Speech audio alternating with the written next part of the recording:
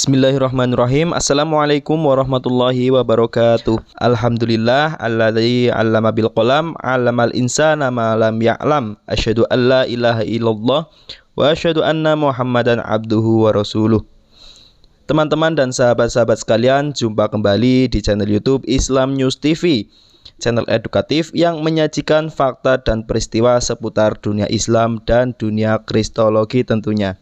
Begitu baiknya Tuhan Yesus yang mau memberitahukan Anda. Oleh sebab itu, saya menyiapkan firman ini supaya Anda mengetahui kalau Anda bebel mendengar suara Tuhan, tanyalah suara Tuhan dulu. Dijawab atau tidak jawab itu urusan belakang. Pokoknya kamu sudah tanya Tuhan. Saya modelnya bebel. Dengar suara Tuhan selalu sanggung. Ini suara Tuhan atau suara iblis atau suara saya sendiri.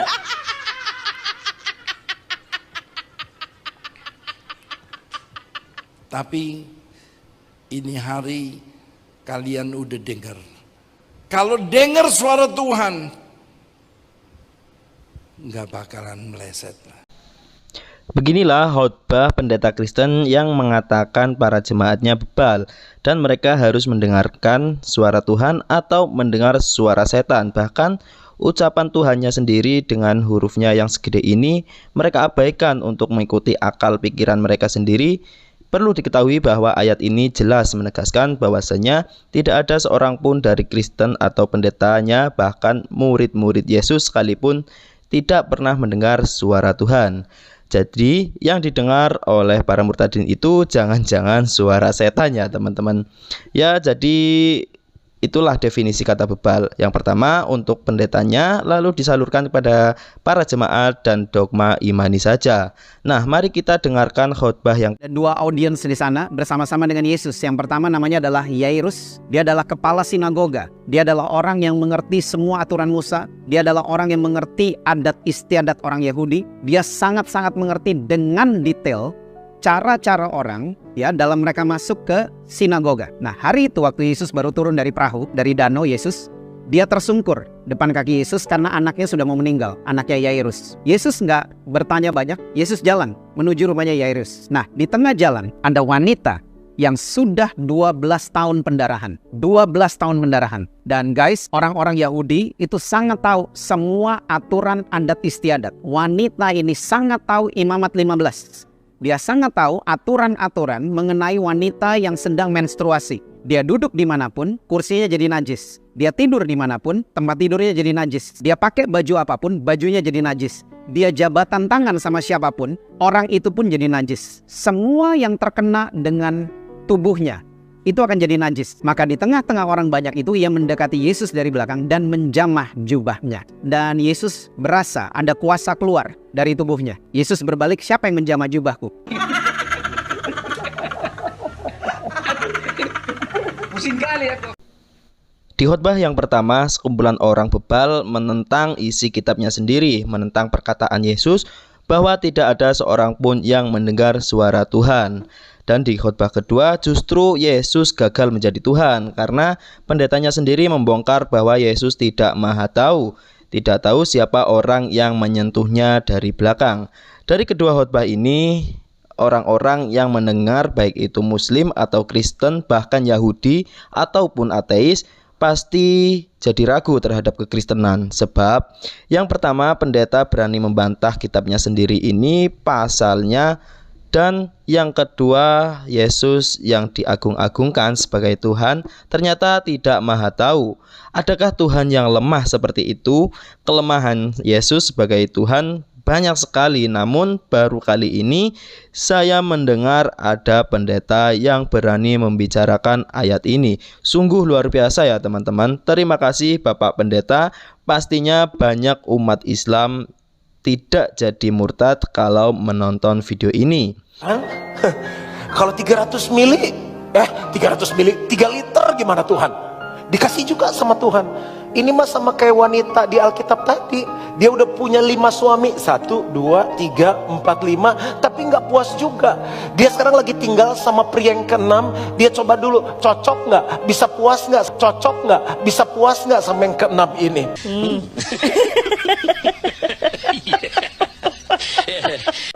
Dan dari yang 3 liter kita bilang nih Tuhan, 19 liter ya Tuhan. Ini gambaran kehidupan kita. Makanya Yesus bilang sama wanita itu begini, kalau kamu minum air ini, kamu akan terus haus lagi. Tapi kalau kamu minum air yang akan kuberikan kepadamu,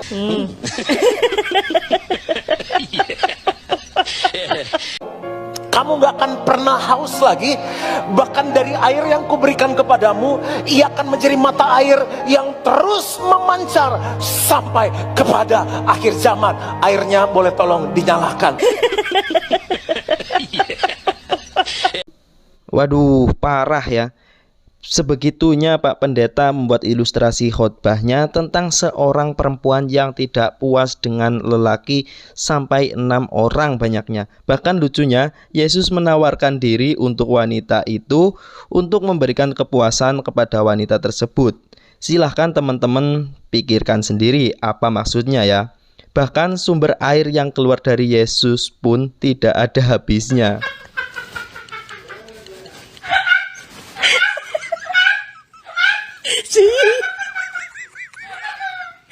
Apa sih coba sih.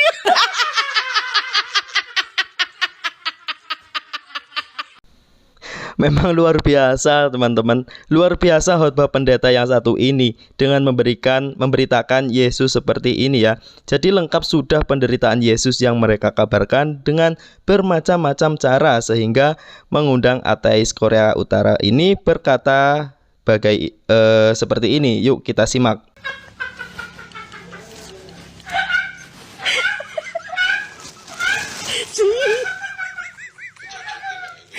Apa sih coba sih.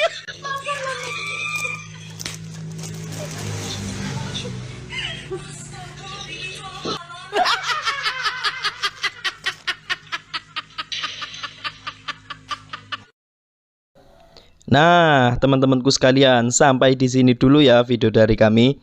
Semoga apa yang saya sampaikan bisa menambah wawasan bagi kita semua, khususnya bagi umat Kristen yang belum mengetahui tentang fakta ini. Dan semoga fakta-fakta ini menjadikan kita lebih cerdas dan teredukasi, sehingga lebih waspada serta lebih cermat dalam menilai, membandingkan akidah dan ajaran mana yang benar dan mana yang sesat, sehingga terhindar dari segala bentuk dan upaya pemurtadan, pembohongan, pendangkalan akidah, pembodohan, dan penyesatan. Tidak ada paksaan untuk memeluk Islam. Kami hanya menyampaikan fakta dan peristiwa untuk diambil ibrah serta hikmah daripadanya. Jadi akal dan nurani kalianlah yang akan memilih. Semoga Allah memberikan taufik dan hidayahnya bagi hamba-hambanya yang selalu menggunakan akal dan pikirannya untuk berpikir.